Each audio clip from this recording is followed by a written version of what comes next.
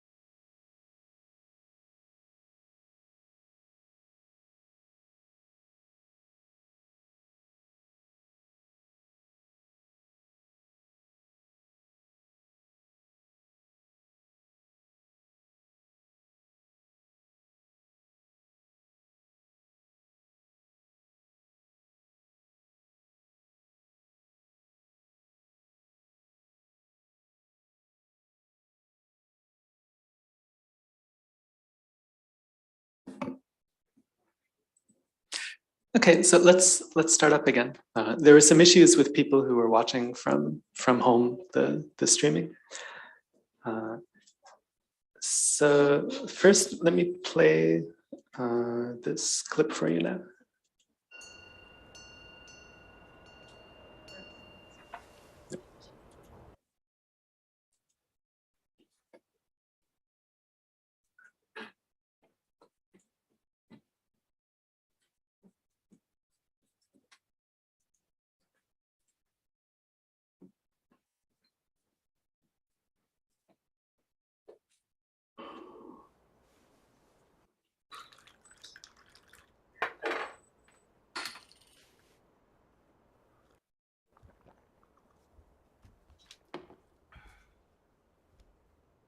안주 Dopshi.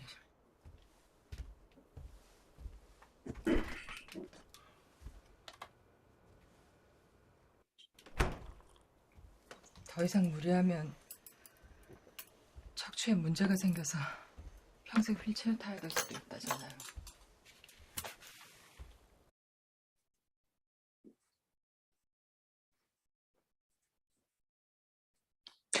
Okay, so I think the big challenge in this scene is Anju Dopshi.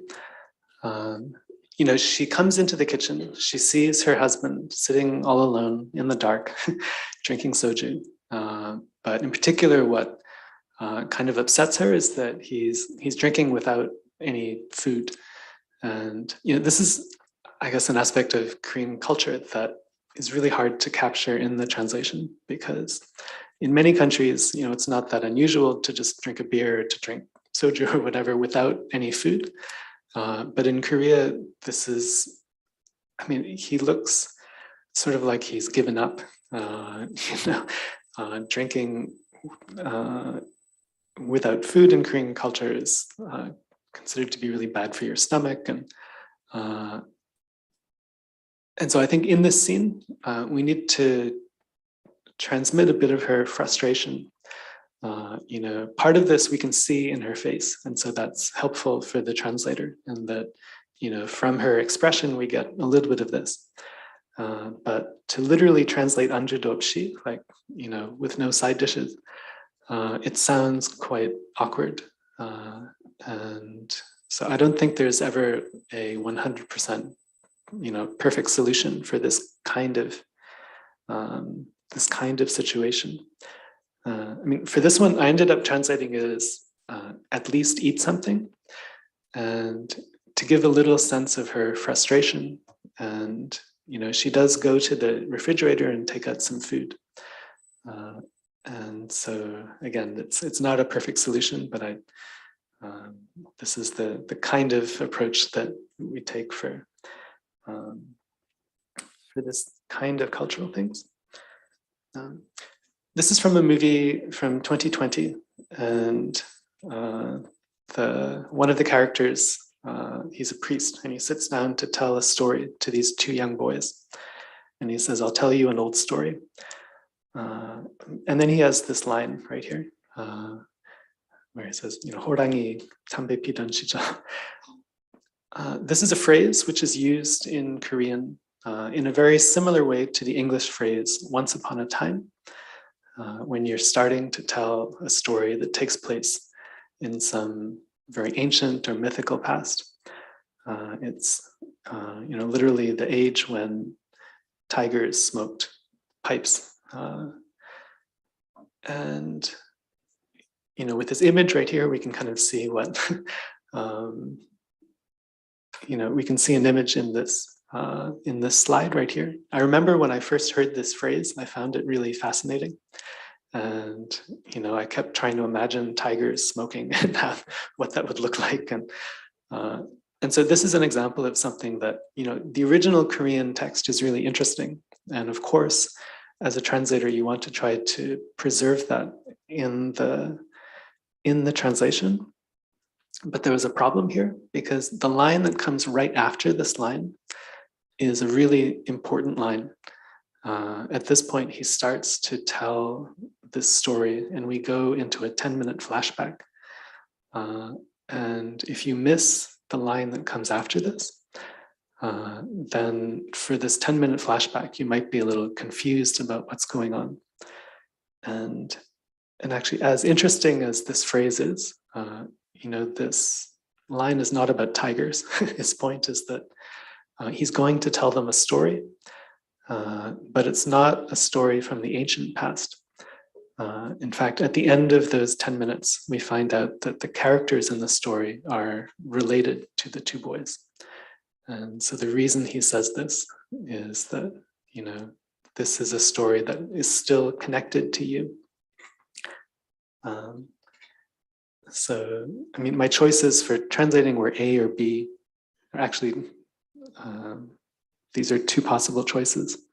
A kind of preserves the original Korean phrase and is a really interesting phrase. B is, I guess, kind of a westernized version or substituting a common English phrase. If it were literature, if I were translating a short story, I would definitely use A. But my concern was that if you use A, that the audience will be thinking about tigers and will miss the next line. And actually, I ended up doing kind of a C. B, I think there would have been no problem with B. And actually, it does replicate exactly what the Korean audience would feel as they're reading this scene. So I think B would be a fine choice. I ended up just saying, but it's not an old folktale about rabbits and tigers. And, so it was Korean, but not as distracting as the other line.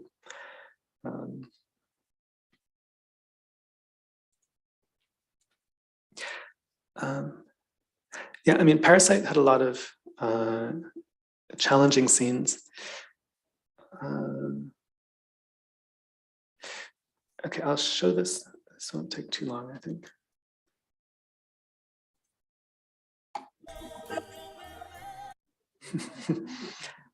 Okay, if you've seen Parasite, you may remember this scene, but let's watch it.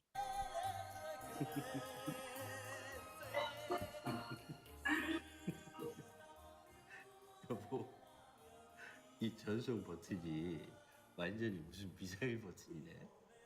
뭔 얘기야, 여보? 아니, 이 버튼만 누른다 그러면 전향반도 꼼짝을 못 하잖아. 이게 완전 북한 미사일이야. 북행 미사일 버튼.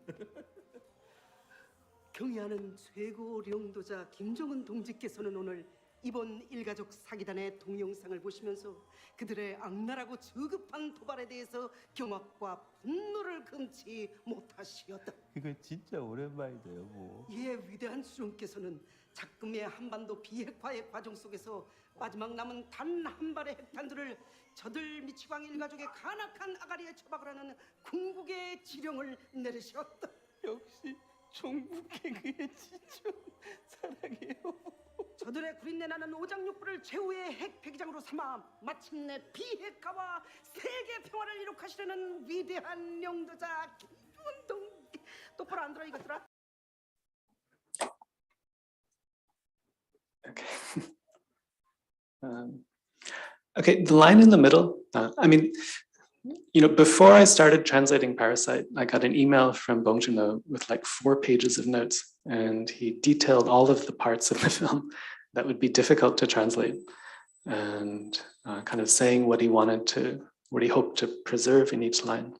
But he was very concerned about this scene because, the Korean audience will know that she's imitating a North Korean news anchor. And there's one woman in particular who's quite famous in North Korea, but also in South Korea, because often, they'll show North Korean news broadcasts, and this news anchor speaks with a very particular diction and intonation in a very dramatic way. And, so you just have to listen to her voice to catch the reference if you're familiar with who this is.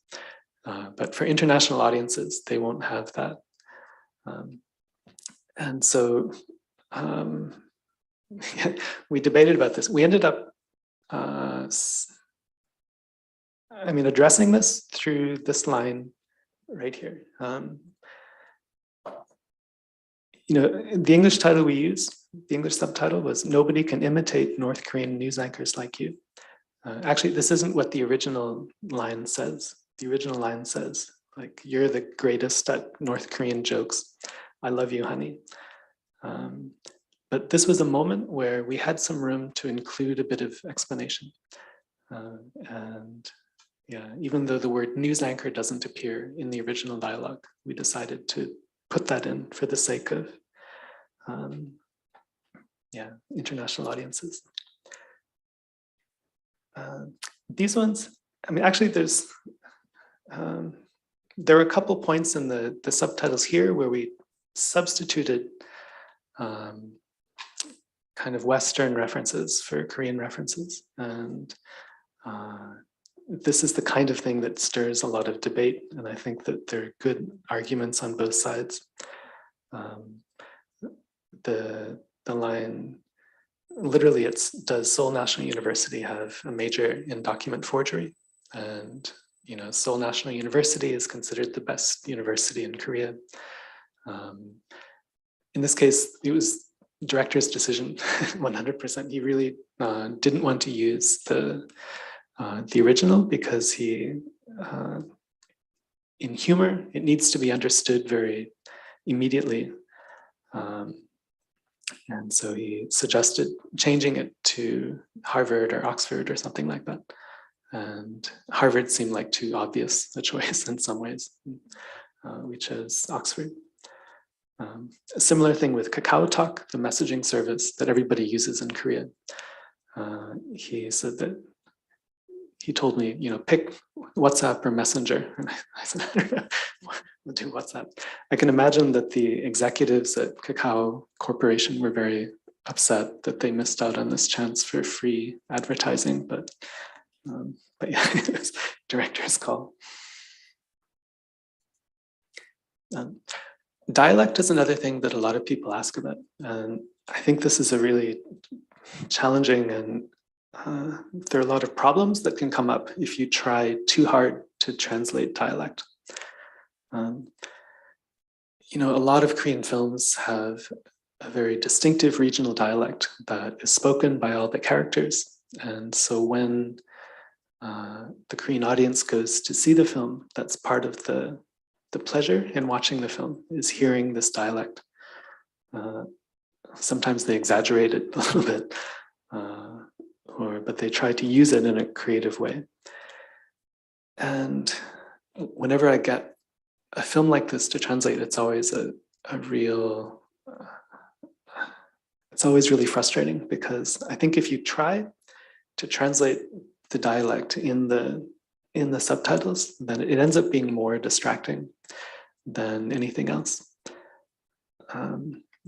Dialect, first of all, it's not about word choice completely. It's mostly intonation and the way that the characters say the lines rather than the particular lines themselves.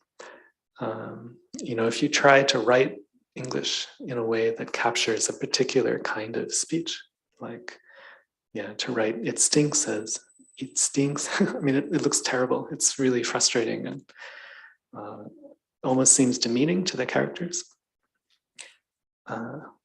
So actually, even if it may seem disappointing in some ways, I usually don't try to translate the dialect very much in the subtitles. Maybe I'll try to distinguish, between a very standard speech and a slightly non-standard speech. But for this too, you have to think about the context. So if everybody in the film is speaking the same dialect, then from the point of view of the characters, everybody's just speaking normal speech. And so I don't think it's necessary to translate it from the perspective of a sole audience member. In that sense, I feel comfortable with not worrying too much about the dialect. But sometimes you have scenes where you have two different dialects kind of clashing on the screen. Or there was one film with a character who is from Jeollado in the southwest, and she had trained herself to speak with a Seoul accent. But in moments of great stress, the Jeollado accent comes out, and it's so hard to do that in the subtitles. But again, I think at the level of kind of standard versus slightly non-standard speech is probably the most that you can do.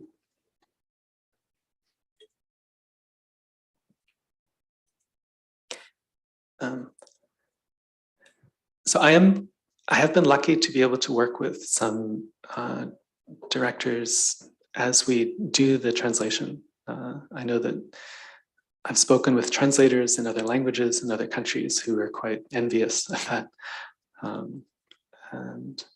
But when you can speak directly to the filmmaker, it's tremendously helpful because the decisions that you make as you translate are not just linguistic, they're creative choices.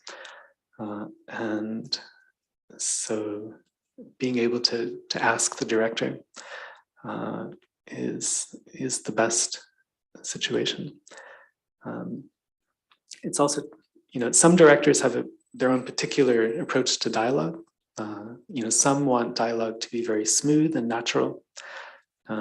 Others like to preserve the original structure and wordplay, even if it sounds a little bit awkward in English. So different directors have different priorities. And then sometimes you get some added meaning that comes up as you translate. And if the director can approve this, then that's great.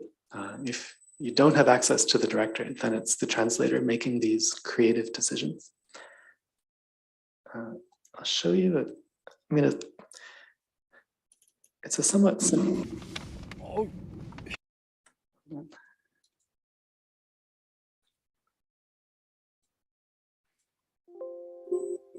So this is a scene from the movie The Day After by Hong Sang-soo. 이거 갑자기 눈이 꽤 오네요. 네, 눈이 많이 오네요. 예쁘다. 정말 아름답죠.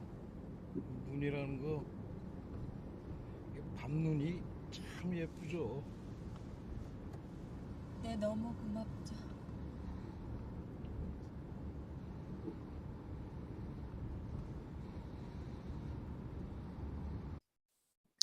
Okay, so this is towards the end of the film. It snows. She's responding to this. And when the taxi driver says, the snow at night, it's so beautiful. Then she says, 너무 고맙죠, which means I'm so grateful for it. I'm so thankful for it.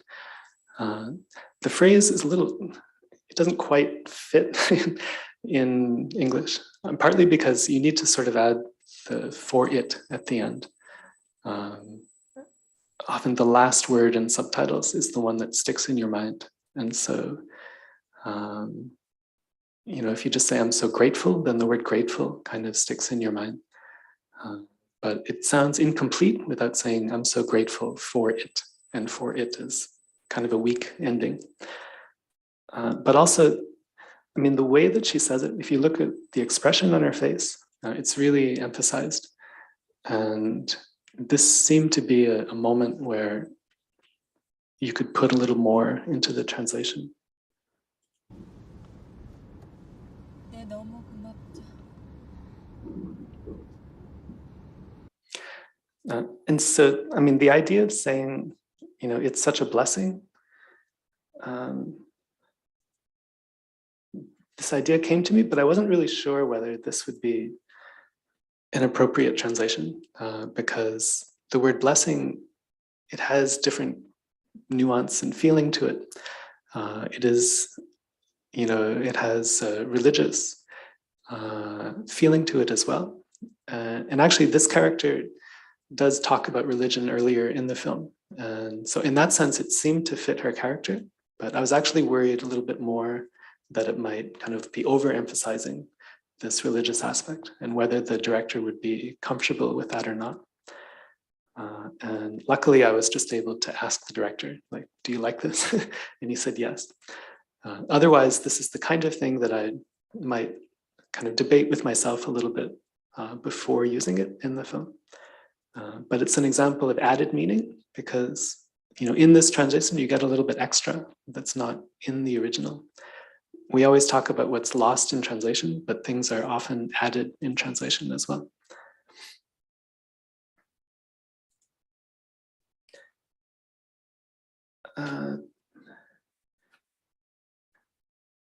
Okay, and the handmaid, this will be quick as well. This is an example of a film where it sounds a little bit awkward in Korean if you preserve the original wordplay, or it sounds awkward in English when you translate it. But Park Chan-wook loves wordplay, and he writes really interesting dialogue.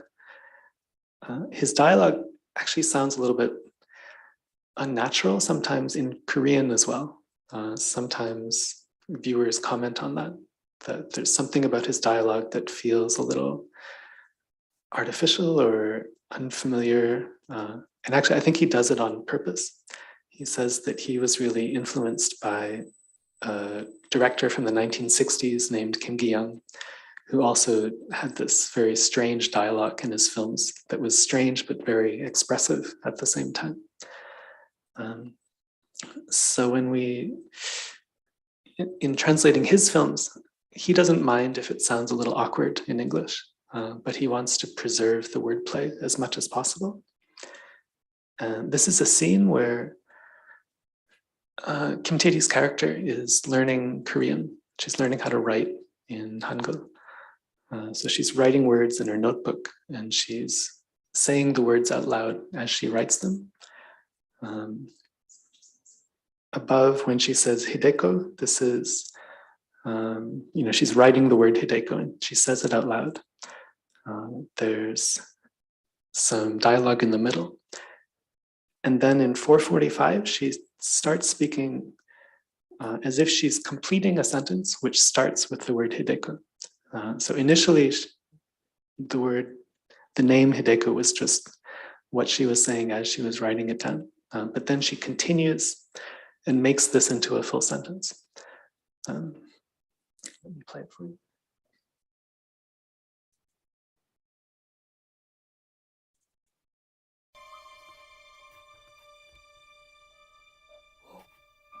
주 히데코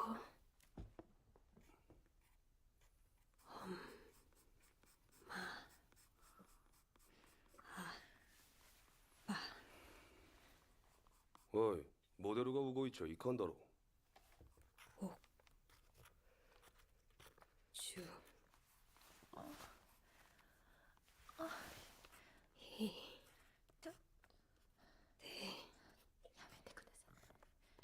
코를 가만히 좀 내버려 둬라 이 사기꾼 놈아. やめてよ。できないよ。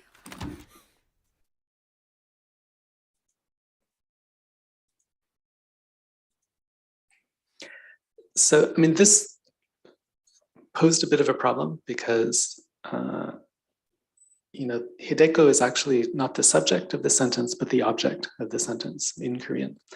And I think the first time I went through and did the rough draft for 4:45, I wrote something like "Leave her alone, you damn scoundrel," which is closer to the original. But again, in order to preserve this original wordplay, we had to kind of move things around. And because you can't start a sentence with the object in English, like it's just impossible. The only way to do this in the end was to change it so that Hideko was the subject of the sentence rather than the object. And so Hideko doesn't like it, you damn scoundrel. It sounds a little bit awkward in English, to be honest. Like it would have been more natural to say, leave her alone, you damn scoundrel. But this does preserve the wordplay. So another director might have preferred that you do it in the more natural, comfortable way.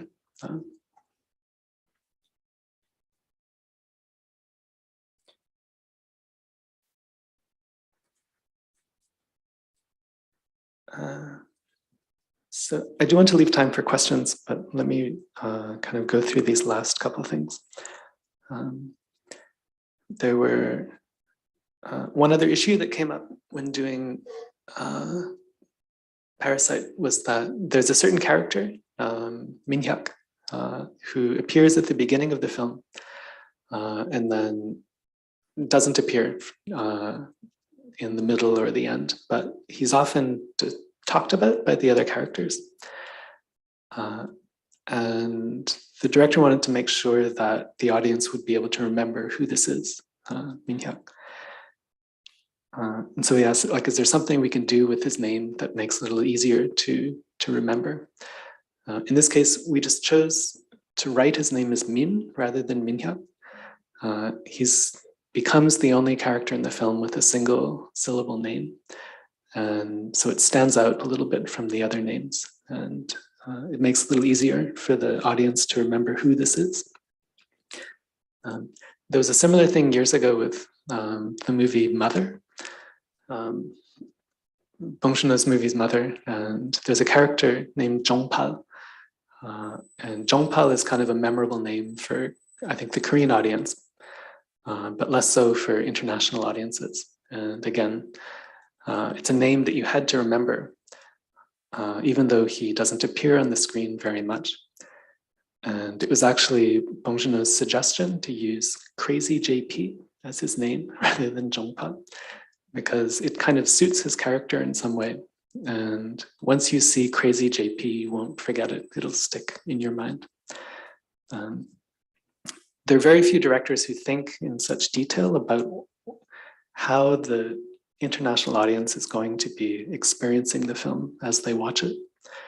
But that's one thing that Bong Joon-ho, I think, is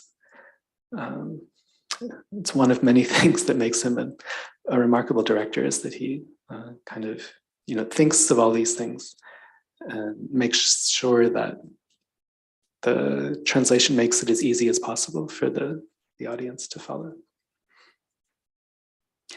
I mean, translating humor is its own particular kind of challenge. I think keeping the translation fairly short, and so that you can understand it at a glance, helps to preserve the humor. I found it interesting that actually, in the years that I've been attending the Udine Film Festival, I often sit with an audience in which there are very few, if any, Korean speakers. And so I'll watch Korean comedies and the audience will laugh at certain jokes, but they don't laugh at the moment that they read the subtitles. Everybody laughs exactly at the moment that the actor delivers the punchline. And it's not because the audience understands what he's saying, but they can hear in the voice that some tension is being released. And for the audience as well, that tension is released and everybody laughs. But I found that kind of fascinating. And I think that's kind of an important point about translation as well, is that it's not just the text, it's what is happening on the screen that the audience is responding to. Which gets to the difference between translating novels and translating films. If you read a novel in translation, then you don't see the original text. You know, the translation replaces the original text. And in a way that gives a lot more freedom to the translator. When you're watching a subtitled film, the original text is not replaced because we hear the actors speaking. Even if we may not understand Korean, the audience hears the emotion in their voice. They see facial expression. They see how so much of the emotion of the original line is communicated to the audience in both verbal and non-verbal ways. So I don't think you can ignore that when you're doing the translation. So in one sense, I think the subtitle translation is partly chained to the original text, because if you go too far away from it, then what's happening on the screen is not going to match what the audience is reading in the subtitles. I think emotionally too, there needs to be a good match. Like if the subtitles are emotionally stronger or weaker than what the audience is feeling from the performance, then it's going to feel like something is wrong. The timing's important. If the actor's face reveals something at a particular moment, then you want the subtitles to appear at the right moment so that you understand what they're expressing. But in many ways, I think that, for a subtitle translator, you're not translating the text, you're translating the performance. And I think that's a better way to think about it, because the subtitles really need to be shaped to fit what the actors are expressing. And if you can make a good fit, then the audience experiences the performance in a stronger way. Okay, so that's the end of my prepared speech. I can take some questions. Yeah, sorry, I have a 40-minute YouTube thing where I talk a bit more about the mechanics of translation, if you're curious. But thank you.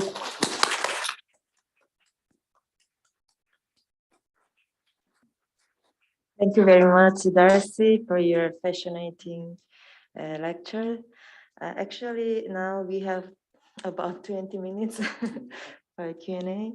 So sorry for technical problems we had before. So we have about 20 minutes. Okay.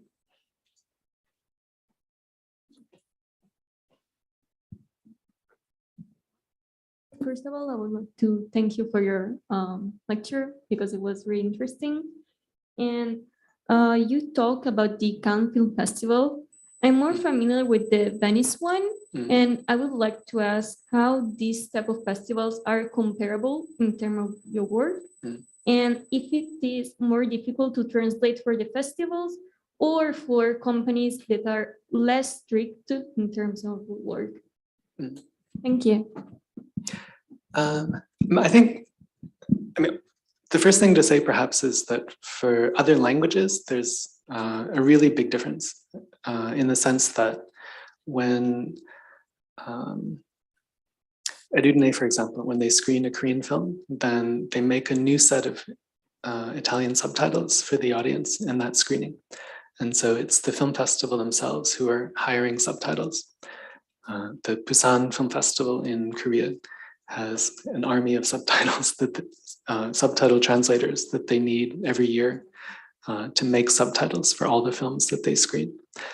But English is done much earlier in the process. So often the translation is done even before it's decided, like which festival it will end up at. And so, every director might hope to go to Cannes or to Venice, but maybe it works, maybe it doesn't.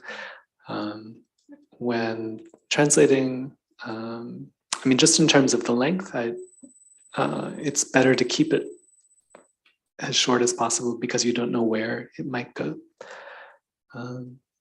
And yeah, I guess the only other thing for festivals are a space where a lot of people from many different countries and linguistic backgrounds are watching the film. So particularly for a film that's targeted primarily at a festival audience, I try to make sure that it's not too specifically, that I don't use language that only native speakers would understand. Yeah.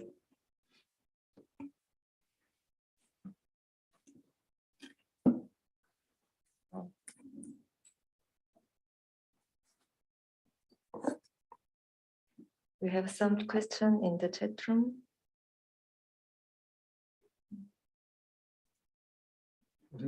Yeah. Stop.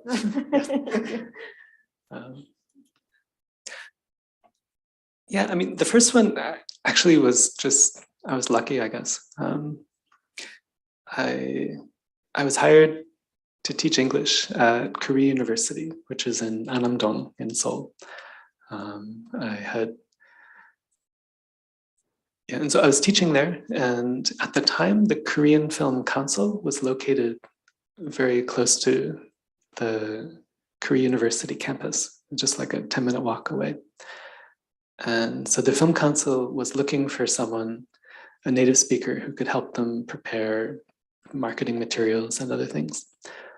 So they asked one of my colleagues first, and she said she was too busy. But she said, I'm working with a guy who is crazy about Korean movies, you should hire him instead. And so I was working part-time, going to the Film Council, and initially just helping with brochures and different promotional materials. But it was through the Film Council that I was recommended for another job. And actually, my first job was really special because I was working with a director named Bae Chang-ho, who was, in the 80s, they called him the Steven Spielberg of Korea because he had the biggest hits of the 1980s. In the late 90s, he had a screenplay that he wanted to, for film that he wanted to shoot in California. And like the casting was already, and he needed the script translated into English. But actually he speaks English quite well. He had spent time in the US. And so I would go to his office and he would take out his screenplay and he would start kind of narrating it to me. And I would listen to what he was saying and type it down. So as I was typing it, you know, I'd just try to make it as expressive as possible. I wouldn't use the exact phrasing that he was using. But it felt like, you know, having someone tell me a story and then just type it. So it was a very unusual kind of translation. That was kind of the only experience I had doing that. And yeah, he was kind of watching my reaction too when we got to the plot twists and everything else. And so I only found out the ending when we got to the ending. But that was my first job. We have another question from, wow. Let me check.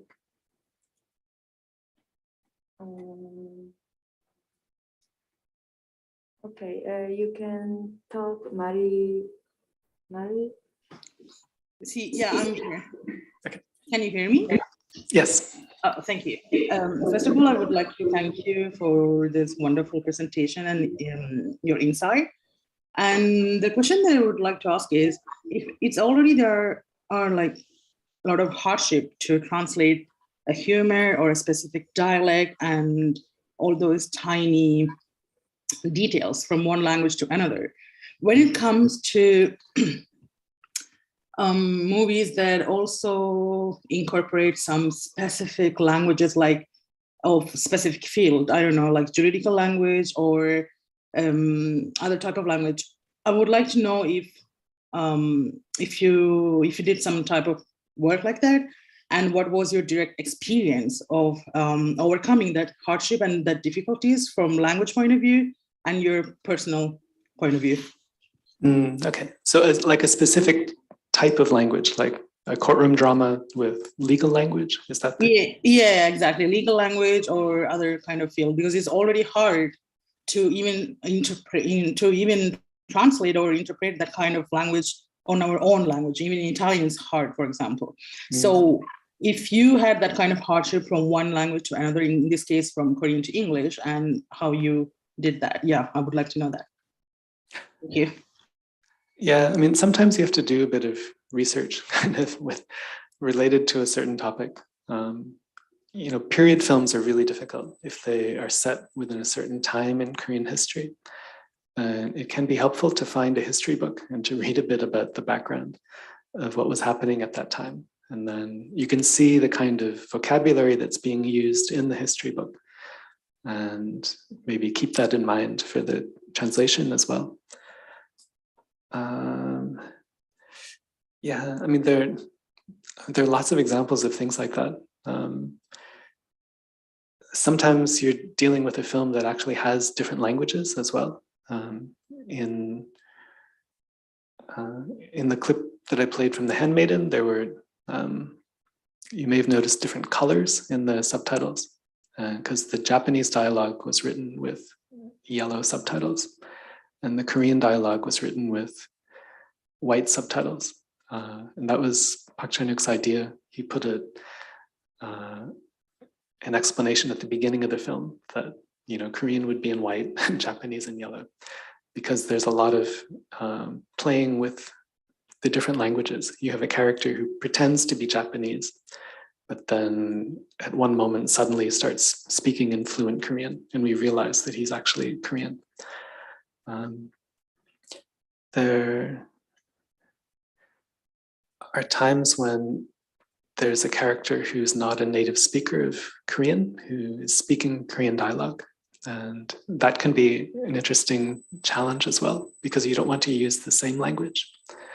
I think I don't write in like grammatical errors into the subtitles, because that's, I think, also distracting and feels a little bit demeaning for the character. But if you can use the language in a way that is non-standard and using kind of simple words and unexpected combinations, I think that's a way to express that, you know, that kind of character. Yeah, and then with courtroom dramas, like I'm not a lawyer, so I sometimes have to, I Google a lot when I'm translating and try to find, you know, examples of texts that would have the kind of language that I'm looking for. Okay, we have another question from Emanuela. Yeah, hi. First of all, thank you so much for such an interesting lecture. I loved it a lot. And we met in Udine the last week, but unfortunately I couldn't come in person, but I'm glad I could attend your lecture online. I do actually have a question, which could be a little bit long. So as a Korean language and culture student, I enjoy watching Korean movies and dramas because I can learn new aspects of the Korean culture. However, I noticed that many times, and you have already made it clear, when it comes to the subtitle or even dubbing translation, the translator tends to adjust the translation to the culture they are translating the language to. So as you mentioned it earlier, you translated WhatsApp instead of Kakao Talk, but that was mostly a director decision, so you could not do much for it. But on the other hand, I feel like the translation choice could cause some confusion in some people if they've paid attention to it. Like they might take for granted that in Korea, WhatsApp is used as much as in Western countries. Another example is the title naming system in Korea, which was actually one of the first things I learned by watching dramas, like the use of hyang, oppa. So in English or even Italian, I know the translation usually goes with the name and eventually the last name, and that's it. However, I think that this way, it could be harder to learn new things from the other culture if the translation makes such a cultural adjustment.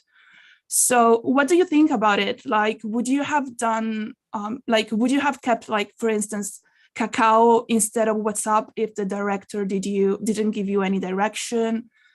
Do you think it's always necessary to do this kind of cultural adjustment, or do you think it would be better, for instance, just to add a note and keep the original name? Yeah, that's it. Sorry. Okay. No, it's a really important issue and something that's constantly on my mind as I'm translating. I think I can say in general that I agree that it's better to preserve the original Korean content when at all possible. If you can do it in a way that doesn't confuse the viewer too much, or that, I probably would have kept it as Kakao Talk myself, just because it's fairly clear in the scene that they're talking about a messaging app.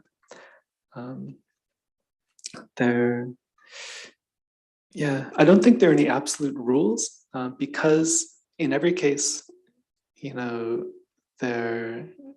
might be really important in one situation that people understand very precisely, like how much something costs, or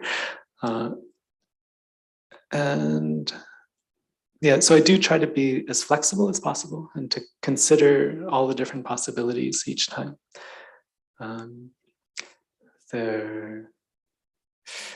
I wish that it were easier to put some kind of asterisks or notes so that you could explain something. The big debate that runs through my mind a lot these days is whether to write things like hyung or onni, to write them out as hyung onni. Some percentage of the audience is going to know what that is and will get that. Some percentage will not. In general, I think the companies that I work for don't like that. And if I try to sneak one in, it usually comes back and they say, let's change this. There's a movie where I translated very recently, where one character gets very upset with another because, when they met, this character assumed that the other character was older and started calling her onni. And then later, this character finds out that actually they're the same age. And so she feels offended and actually starts a fight over this. And this was a huge challenge because, I don't know, certainly me growing up, I never really cared much about a difference of just 1 or 2 years in age. But this character is upset enough to start a fight about it. And so in this case, I pushed really hard to keep the word onni, because the foreignness of the word will express the fact that this is a cultural difference, and that even if you don't understand the situation as you're watching it, that there's something cultural going on which explains her anger. Whereas if you had tried to erase the word onni and kind of finesse the dialogue in that way, then the character herself would have looked too kind of unstable in that way. So in this particular instance, I was able to push the word onni and to keep it in the translation.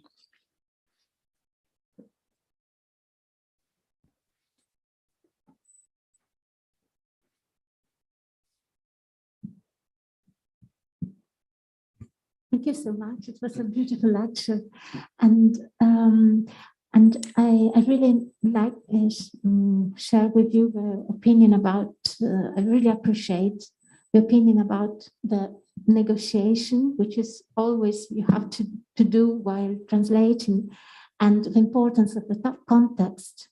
So when we work with translation with students, both me, Imsuk, and colleagues. We always try to tell the students you should look what's before and what's going to be after. And then you can make some decisions, which is very important. And of course, especially with translating films, because you have also the emotions of actors and everything that is going on the screen. So it was really a beautiful lesson about this, about negotiation and translating. And I would like to ask something more. I have 2 questions, if you can. I don't know Korean, I'm sorry, but we work with Chinese, trying to translate sometimes also some short movies or something. And we have a big problem with interjections because Italian is not as rich as Chinese. And so very often it's a problem, but it's also a creative moment. And it is interesting to observe how Italian translators usually tend to translate the interjections with expressions. For instance, heavens, or when they just say in Chinese. And it is really interesting, this kind of work. And I wonder if you do it as well, if you find it more natural in English, but English, of course, is different because it's quite rich in interjections. And then one last question about titles. I think usually translators don't have a word about titles, or do you have some negotiation? Because I think it is a great issue, and sometimes they really give a different view about a film. So just thank you again. Yeah, I mean, to answer your second question first, I rarely get any input about the film's title. Usually it's in some cases it's the director who decides. Often it's the international sales company. And occasionally somebody will ask me for my opinion. Often people don't like my opinion. It's just, there seem to be kind of different, different feeling about what makes for interesting titles. But so it is quite rare, I think, that the translator gets to choose the title. And then, in the case of in Korean, I mean, there's certain things as well that are very developed in Korean that are not in English. Onomatopoeia is one of them. Like, different. It's just used so much more rarely in English. I mean, that's a real issue for kind of webtoon translation. I'm not involved in webtoon translation, but I know some people who are, and they say that's one of the biggest challenges, is finding all these different ways to express sounds in English. The big thing in Korean, I think, is the fact that you can really clearly define the relationship between people based on the language that they're using in very subtle ways. And based on the relationship, you adopt a particular register, a particular tone. And there are moments when a character might suddenly switch and use a more disrespectful tone or a more familiar tone. And for the Korean audience, it feels like a slap in the face. And it's so hard to do that in English, I think. But I think sometimes you just have to accept defeat in one moment and then try to find a victory in a different moment, or try to compensate for it in other ways.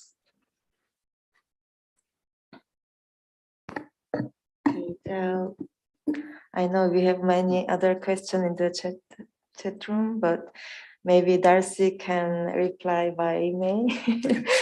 I know you have translated more than 100 Korean film, right? I'm wondering, what was the Korean film where you had more difficult in terms of cultural difference, such as dialects? Who is the direct? The hardest one. Mm-hmm. I mean, actually, the hardest one, I didn't do the first translation. I was called in at a later stage. But there's a documentary called Manshin, which is about shamanism in Korea. And I mean, the Korean audience can't understand these terms as well. Shamanism, Korean shamanism is very rich linguistically. And there was so much that needed to be defined and explained. And, we tried our best, but I think that was the hardest one.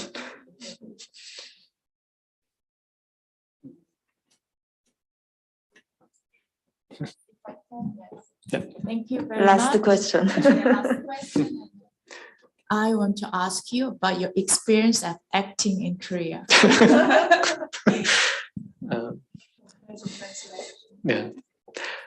While translating, I've gotten to know a lot of directors, and sometimes in their film they have a role for a foreign character, and maybe they don't have a big budget. Maybe they they can't use a real actor, and so they'll call me up and say, "Please, please act in this role."